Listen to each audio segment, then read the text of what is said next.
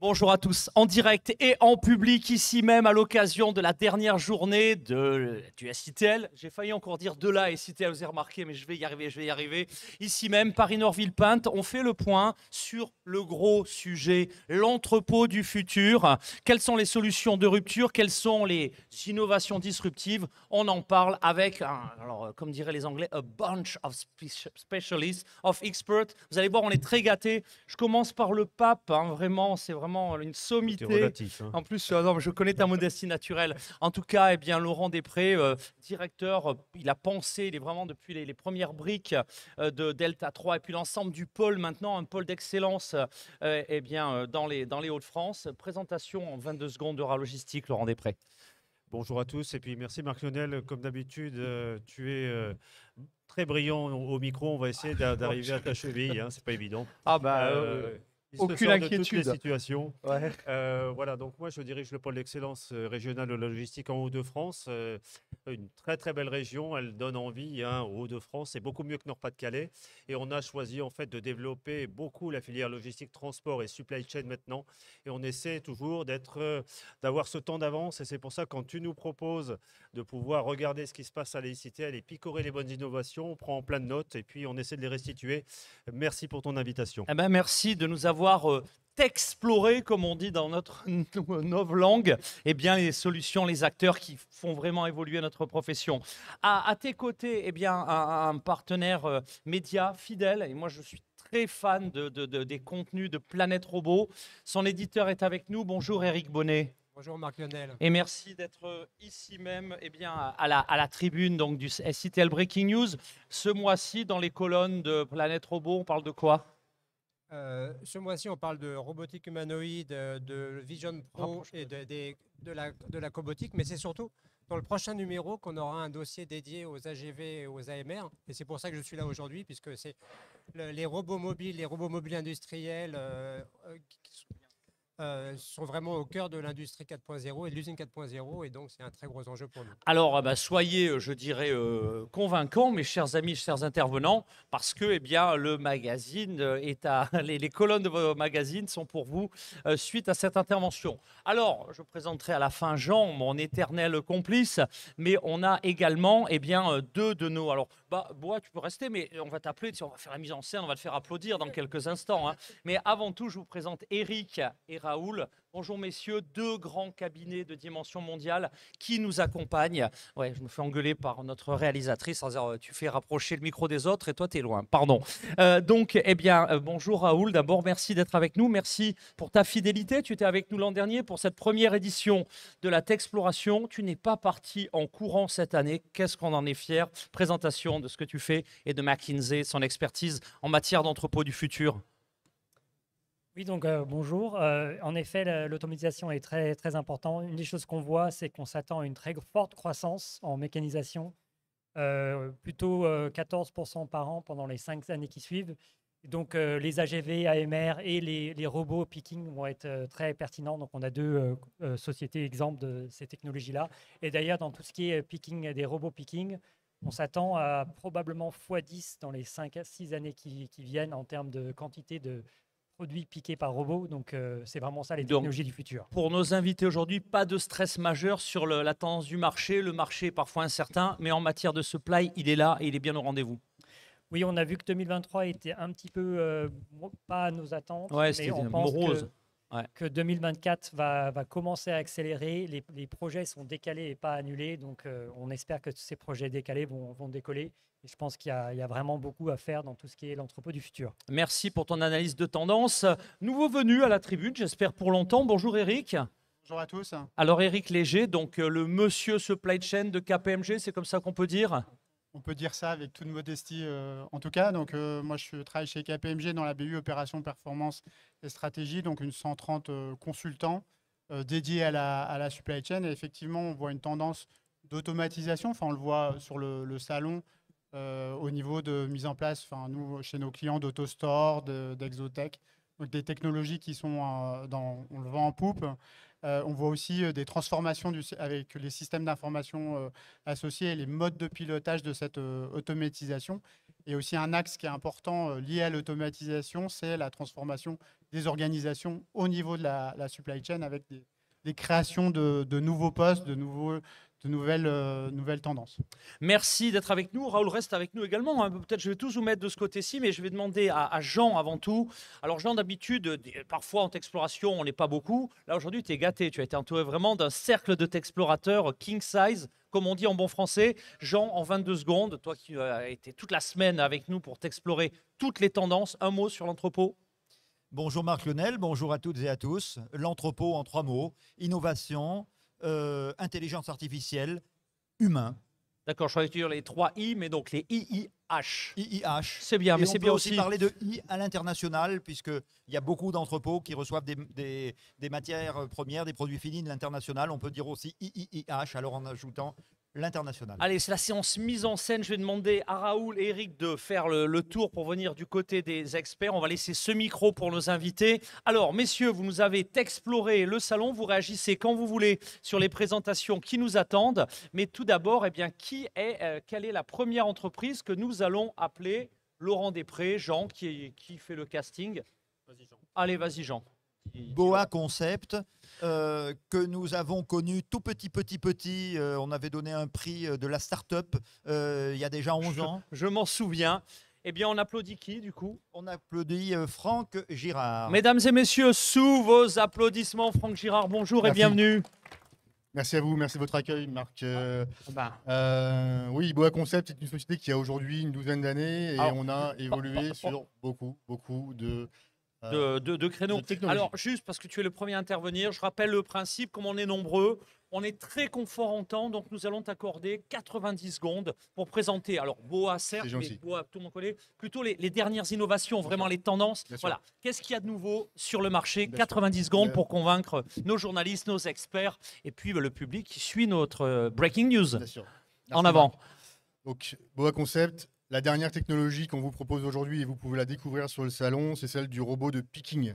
Robot de picking de pièces unitaires, basé sur une technologie avec trois axes majeurs qui sont le robot en lui-même, sa capacité de préhension, les outils de préhension qu'on est capable d'adapter à chacun des concepts qu'on le rencontre et qu'on doit réaliser. Deuxième partie importante à bien comprendre et qui est spécifique à Boa, c'est la vision. On est capable de donner une vision au robot et donc les pièces qu'il voit à l'intérieur de son bac ou de son carton qui lui est présenté, il ne les connaît pas à l'avance. La vision lui permet de le faire. Et ensuite, le software qui va permettre d'avoir une couche d'intelligence, de management de la solution complète. Ce qui est intéressant aujourd'hui, c'est de bien comprendre que ces solutions de robotique n'étaient pas accessibles en logistique pour maintes et maintes raisons il y a encore une dizaine d'années. Aujourd'hui, et vous pouvez le constater chez nous, elles sont opérationnelles, elles sont applicables et vous pouvez les utiliser pour une grande partie de votre référentiel. Par contre, ce qu'on vous dit, nous, c'est qu'on ne peut pas faire 100% d'un référentiel. Et c'est presque dangereux d'aller acheter quelque chose qui serait capable de le faire 100%. Par contre, faire 80, 90, 95, là, oui, aujourd'hui, c'est une réalité. Et nos technologies permettent de le faire et vous pouvez l'appliquer avec l'ensemble des technologies Boa qui sont associées. Il nous reste quelques heures. On rappelle le numéro de stand si tu l'as en C'est tête. le K46. Voilà, pour en savoir plus sur Boa Concept et puis toute l'année avec ton équipe. Et voilà. On Un est à grand votre merci. disposition. On applaudit bien fort l'expertise, la dynamique et le savoir-faire de Boa Concept. Merci à vous. Merci Merci, beaucoup. Marc. Allez, intervenant suivant, de qui s'agit-il, mon cher Laurent? Annabelle, il va falloir que tu te présentes aussi, que tu nous rejoignes à la tribune pour présenter ton invité. On t'attend. Oui, donc en allant se balader dans les stands, on a retenu deux choses extrêmement intéressantes cette fois-ci. Alors, on ne peut pas parler d'entrepôt du futur sans parler d'entrepôt. L'entrepôt devient green et on a la chance d'avoir avec nous donc, le président de Virtuo, donc Monsieur Blouin, qui va nous parler de l'entrepôt de demain et de toutes ses caractéristiques pour qu'il soit éco-responsable, si on peut dire.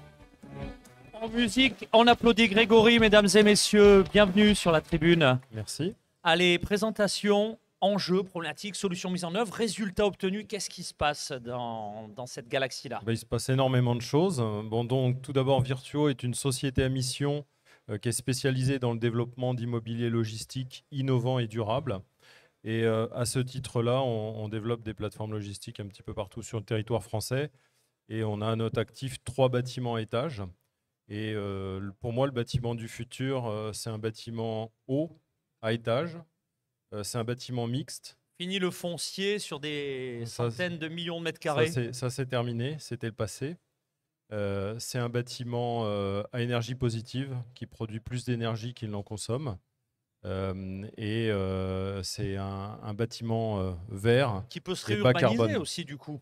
Bah, aujourd'hui, on fait déjà ça. On donne déjà une seconde vie à ces sites qui étaient de la logistique il y a 40 ans, qui ne répond plus à la demande d'aujourd'hui. Et bientôt encore 2 autres étages avec du smart farming, comme ça en plus. Non, là, genre, c'est pour l'année prochaine, ça. Mais quand je parlais d'usage mixte, c'est bien ce que j'avais en tête. Un usage logistique, l'usage d'activité, mais aussi d'autres usages qu'on donne à ces bâtiments, et notamment les toitures, auxquelles on peut donner différents usages. Impressionnant. Messieurs, à la fois sur Boa et puis sur ce témoignage, vous réagissez quand vous voulez. Je vous trouve d'une timidité rare. Ah non, je suis impressionné. Moi, Marc, je Laurent, voudrais dire ouais. un petit mot. On parle dans le salon depuis le début de la loi ZAN et du décret tertiaire. Comment vous voyez les choses, vous, pour les entrepôts décret tertiaire applicable, compliqué? En 30 secondes, mais... Le décret tertiaire, pour moi, sur de l'immobilier neuf, j'ai envie de dire que ce n'est plus une problématique. On l'a déjà intégré dans la conception des immeubles. En revanche, c'est un vrai sujet sur les bâtiments existants.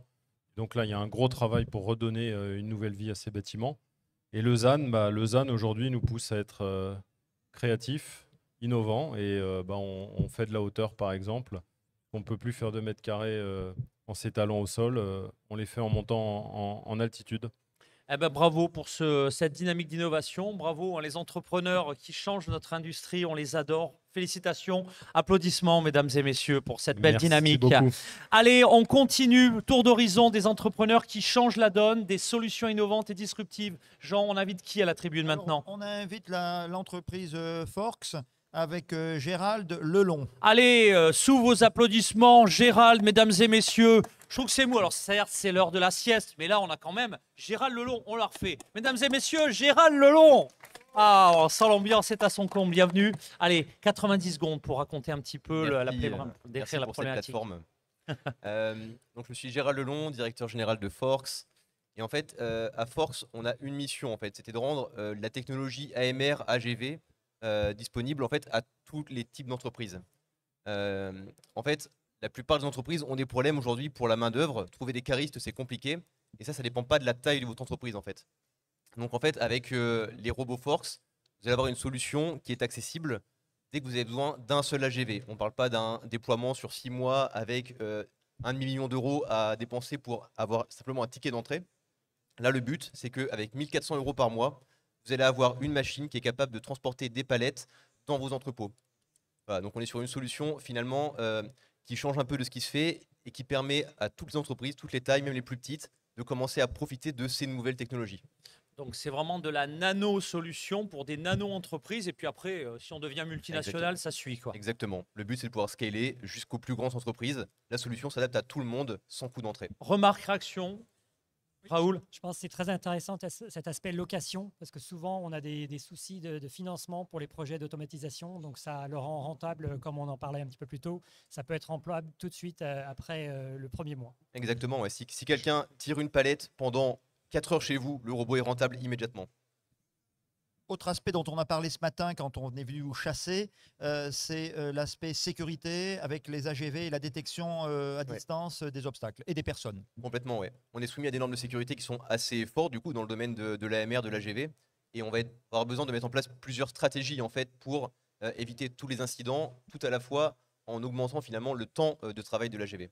Eh bien, un grand merci. Gérald Forks, vous prenez... Gérald Forks, d'ailleurs, c'était on vous l'avez déjà souvent fait, c'était le nom de mon... Peu importe. Voilà. Hein, donc voilà. Pour le nom du stand, surtout, parce que ça m'évitera de dire plein de bêtises. K78. Allez, K78 jusqu'à la fin du salon, à connecter également sur le site de SITL Breaking News. Merci beaucoup. Allez, on accueille qui maintenant? On continue avec Concerto, pas un concerto de musique, mais avec Jean-Paul Rival. Ah, j'étais prêt, moi, à vous chanter une petite chanson, mais non, c'est pas la peine. Coopté également par Annabelle, qui va bientôt nous rejoindre sur le plateau. Bonjour Jean-Paul et bienvenue. Bonjour, et promis, je ne chanterai pas non plus. Ah, bah ouais, je sais pas si notre public va pas nous le reprocher. Hein. On était prêt à faire un concerto, mais ça sera la prochaine fois. Si vous me donnez plus de temps, je chante. Bon, 90 secondes et là, c'est contraint. Allez. Parti. Donc Concerto, on est la filiale du groupe Kaufmann & Broad, spécialisée en immobilier logistique. Et il se trouve, quand Annabelle est venue me chercher, c'est parce qu'on se connaît depuis longtemps. Moi, j'ai passé 20 ans à faire de l'automatisation. Et aussi parce que la techno est extraordinaire, je présume. Et pourquoi je vous raconte ma vie? C'est pas pour le plaisir d'être un peu ancien, c'est parce que on a décidé chez Concerto, en faisant de l'immobilier logistique, de venir marier l'automatisation et pour la première fois, de proposer un ensemble bâtiment plus équipement, tout compris en loyer. Et ça, aujourd'hui, ça n'existe pas. L'idée, c'est de monter, bien évidemment, mais plutôt que de faire de la logistique à étage, on va faire de l'automatisation pour que ce soit l'optimum en termes d'usage vertical.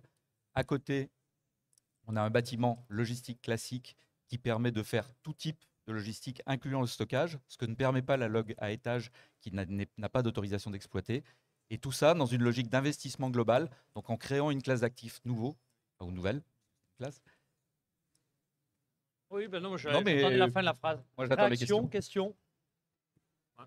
C'est juste excellent. C'est juste excellent et c'est très intéressant comme offre. Et ça vient évidemment du directeur du pôle Eura Logistique. Eh ben merci beaucoup, Jean-Paul. Merci. On peut Merci vous à vous. applaudir et vous remercier pour ce focus.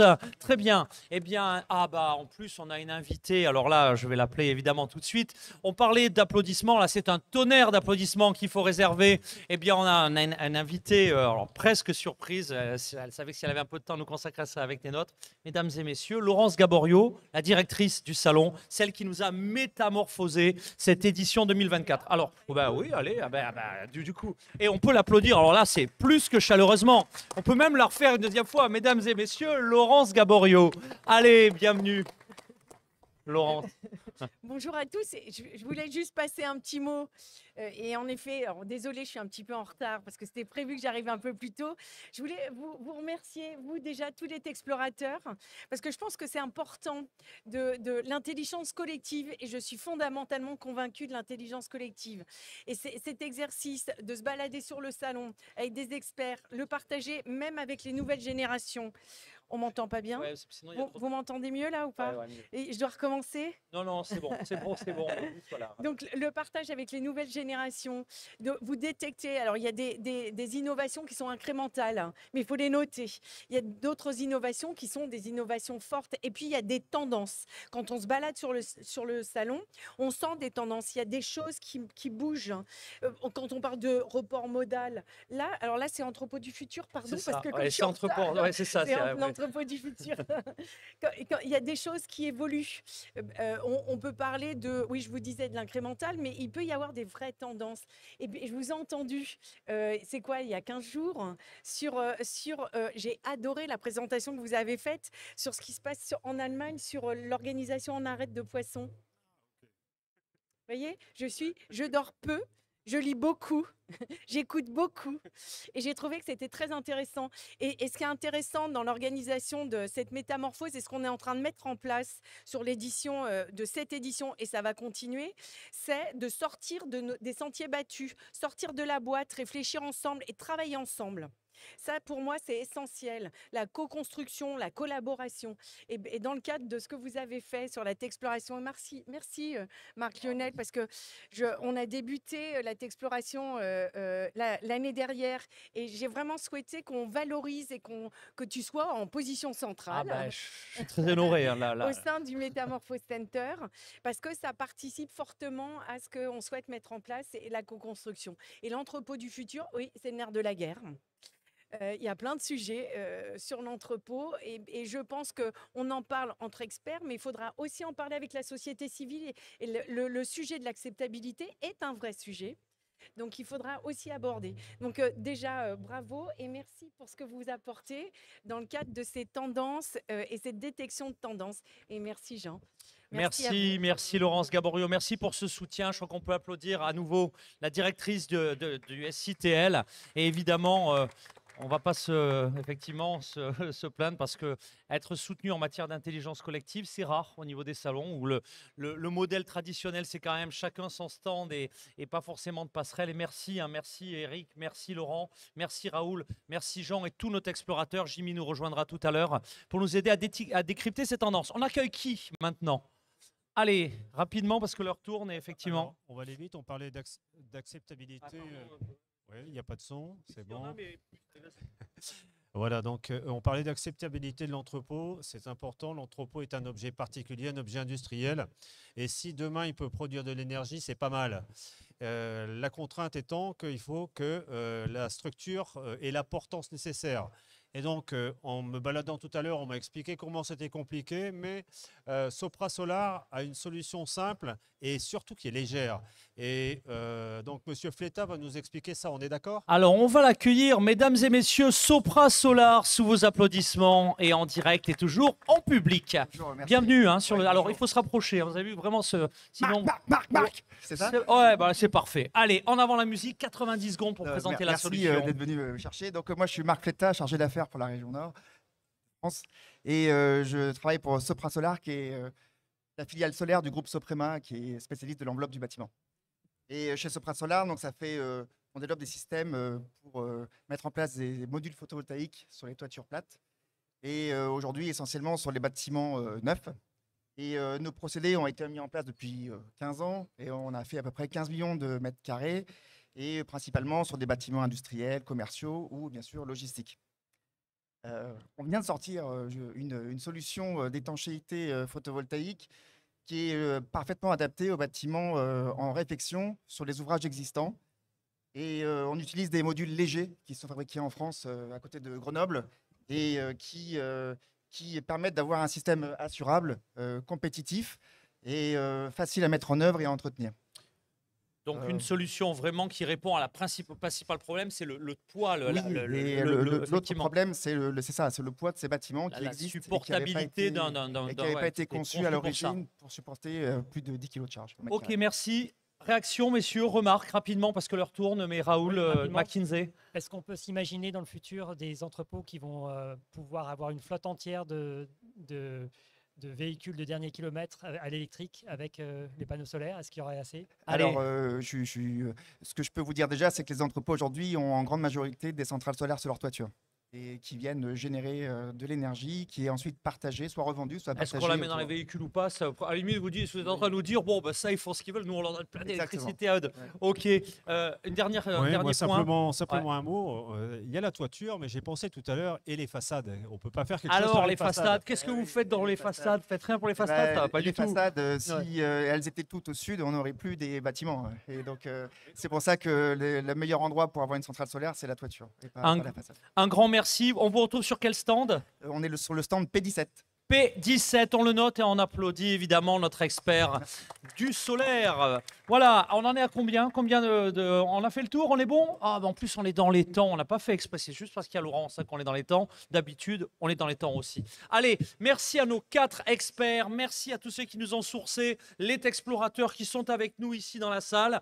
Eh bien, on se retrouve dans quelques minutes, ouais, tout de suite, dit Jean. Bah ouais, tout de suite, c'est le vrai maître ici. Moi, je suis la danseuse de claquettes, c'est Jean. On parle de quoi, Jean? Il faut le dire dans notre prochain focus. Ce sera le dernier focus de la journée. Après, on est triste. Hein. On va se quitter après. Voilà, le dernier, 14h30, avant la fermeture du salon cet après-midi. On a un petit peu avancé pour que les intervenants et les spectateurs et le public soient à l'heure et au rendez-vous. Et vous l'êtes. Et on l'est. Sûreté, sécurité. Et vous allez avoir des surprises parce qu'on n'est pas seulement sur des solutions techniques. Alors, restez avec nous. Allez, restez avec nous pour le dernier focus en direct et en public sur l'antenne de SITL Breaking News. À tout de suite.